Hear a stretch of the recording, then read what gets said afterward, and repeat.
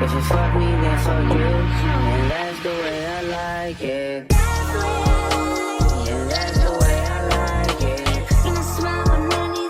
That's the way. Hey y'all, welcome to my channel. Today I'm going to be doing a story time about when my ex pulled up to my house, y'all, and was tripping, and my new dude was in the house, y'all. I wasn't cheating, I swear. But yeah, let's get into it. Please like, comment, and subscribe. Please subscribe. Thank you, thank you. Okay, y'all, so let's take this back, of course. Mention him in another story time, but I'm gonna just give him a different name in this one. Let's name him Marco. I was with Marco for like a year, from 16 to 17, basically. He was older, of course, 25, 26, who knows, but too damn old for me, okay? Legally too old for me. Mentally, probably not. I'm just gonna keep it real, y'all. They were not mature type guys, clearly. So I was with him for a year when I had finally broke up with him. So wait, I gotta give y'all a little of the tea. Had not been hanging out for a while. Like, he used to be busy and I used to be partying. At least he wasn't partying. He was getting to the money. But still, like, our relationship was fractured because we didn't spend a lot of time together. So one day I'm chilling at my homegirl house. We go to the liquor store, right? Where my homegirl lived, we had to pass by this specific street. I see my man's car parked in front of the house, okay? So I'm calling him and he's not answering the phone. The house that he was parked in front of was somebody that he used to talk to a long time ago, okay? Now, I will say the house was so used for trapping. So I will say that possibly that's what could have been going on. That's what he said was going on. But for me, I just felt like that's weird. I'm like, okay, cool, bet. Around the time I meet the one dude who had a warrant out for his arrest when I met him. And he ended up moving down here to San Diego, and I talked to him. I think he was about 30. Yeah, y'all. Anyways, so I meet this guy, right? So I start talking to him. So I guess at first I was cheating because technically I was still in a relationship with Marco. But once I saw that he was parked outside of that house, I'm like, okay, cool, time to move on. And when I was younger, I moved on to a new nigga. You feel me? Now that I'm grown, like, of course, I would not operate like that, but I was a teenager and I didn't know no better. So it's like, oh, next best thing, you feel me? So I end up talking to the new guy. Let's name him for the story Polo. Boom. Okay. So Marco is the ex. Technically not my ex yet, but I started talking to Polo, right? So me and Polo got a little thing going on. My number one eater, you feel me? My first eater like that I had ever ran into. So that's how I ended up in a relationship with him, honestly. Yeah, he just was, yeah. But anyways, that might be too TMI, y'all. TMI, I'm sorry. Let's move on. So I start talking to Polo. I end up breaking up with Marco, right? I broke up with him. I told him it's over. I'm not dealing with you no more. You know, niggas cry and beg and whatever. But I was over him. When I was like a teenager, usually my relationships was about a year long. Those guys had about a year with me. And then I was over it. So that's just how it was. So I break up with him. We still cool though. I mentioned in other story times, I used to be cool with my exes because they didn't really used to do nothing to me. I honestly just used to get tired of them and then I would break up with them. I was never like heartbroken over them, so I would still be cool with them. Okay, y'all. So me and Marco is broken up for, let's say, a month, right? But we still cool and we still talking, and he's still trying to get back with me, right? And I don't know if I was kind of leading him on to think that it was a possibility for me to get back with him, but I don't know, y'all. I don't know. So I'm talking to Polo for a while. I always used to be hanging out with him. Stuff starts getting a little more serious with him, right? So I'm not talking to nobody else but Polo. One day, Polo is at my house. We in my room. At this time, my cousin lived with me. Her baby daddy used to be over there, her kids. My brother is in his room. And then my other cousins live there too. My mom used to take care of a lot of people, okay? At this time, we had a full house. Thankfully, the door was locked because my little brother and my little cousins, they would be in and out the house and leave the door unlocked. Thankfully, I'm not sure how the door was locked this day, but it was locked, right? So I'm in a room chilling, and my brother comes and tells me, oh, Marco is outside knocking on the door. And I'm like, bro, don't open the door for him. Just ignore him. You would think if somebody's ringing the bell and knocking on the door and nobody opens the door, that they would leave. Oh no, not Marco, y'all. So he's at the door, let's say like 5-10 minutes, right? He's calling my phone. I'm not answering because what are you doing here, bro? And then I got my new little boo up in here. We chilling. What are you doing? So I'm not answering the phone. He's banging on the door, ringing the doorbell, y'all. Bro, this guy he starts banging on the window next to the front door, right? And he's calling me, Seville, come to the door, right? My brother, my cousin, they keep coming in there. They like, Seville, he's banging on the window now. And I'm like, just ignore him, y'all. Just ignore him.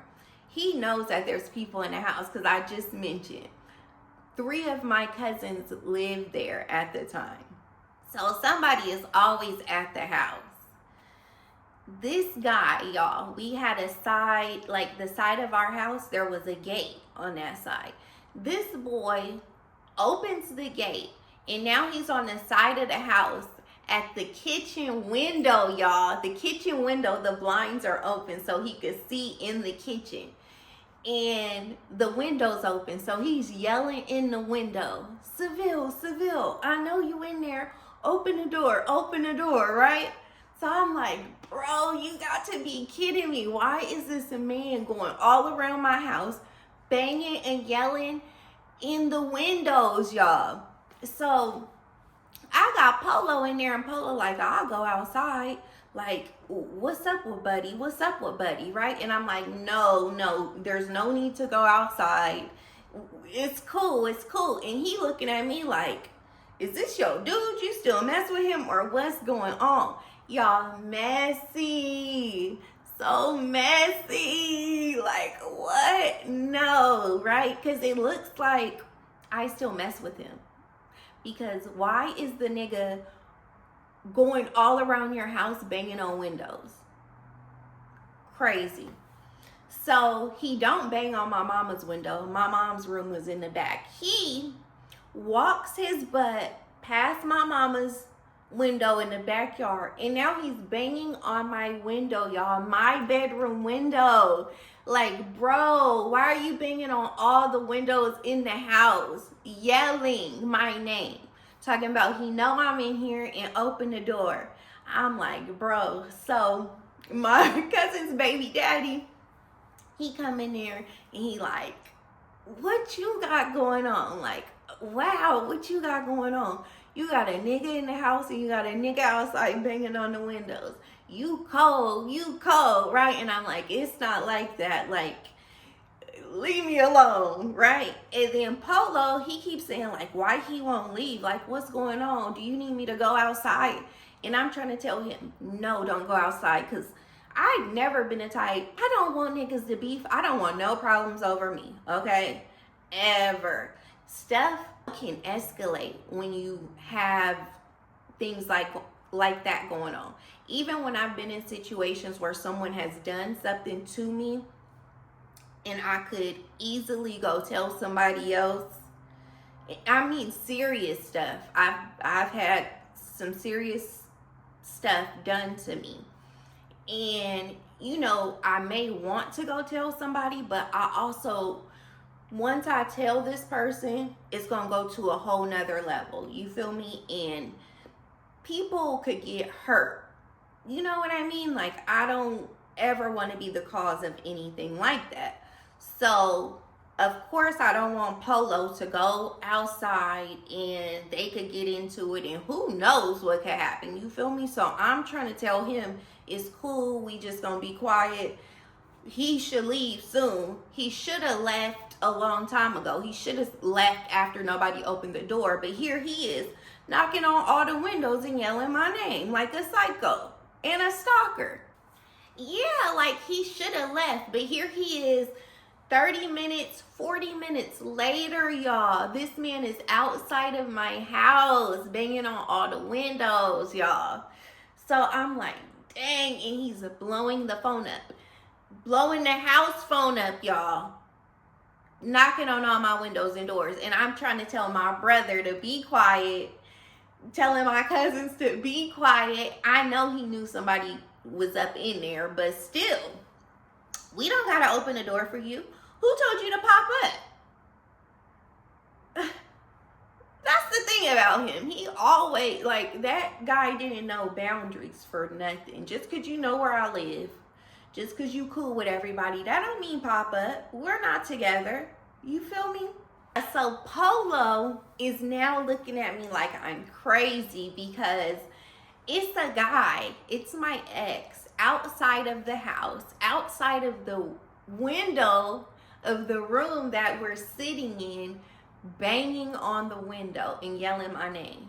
And I'm telling him, shh, like, let's just be quiet. You feel me? Like, bro, I know he thought, like, you are a, who knows what he thought about me, but I was with him for a year after that, till I was over him. But that's another story. I'm going to have to get into that too. So, y'all, Marco finally leaves, y'all, after he's at the window talking about, I know you in here. I know you in here, right? So I'm like, damn, bro, how long you going to be outside of my house? Like, dang. So he finally leaves. And I'm like, whew, that was crazy. Like, imagine if the door had been unlocked. The door must have been, like, the wooden door must have been closed too. Yeah, it had to be. That used to be so rare at that house when all my cousins lived there. They're all teenagers, my brother. That is so rare. You know, like, they used to have all their friends over. That house, it used to be a lot going on, okay? So, for that wooden door to have been closed was a saving grace. That man was looking in the kitchen window, y'all. Looking in the kitchen window. And my mom, because this is not the only time that Marco did some stalker stuff, and he cannot take a hint.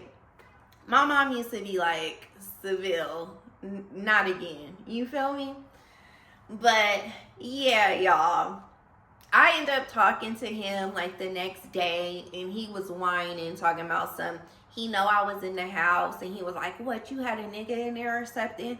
That's why you didn't open the door. That's why you didn't open the door. But it's like, that's none of your business. You feel me? None of your business. I'm not with you no more. You had your time and you blew it. You should have kept up.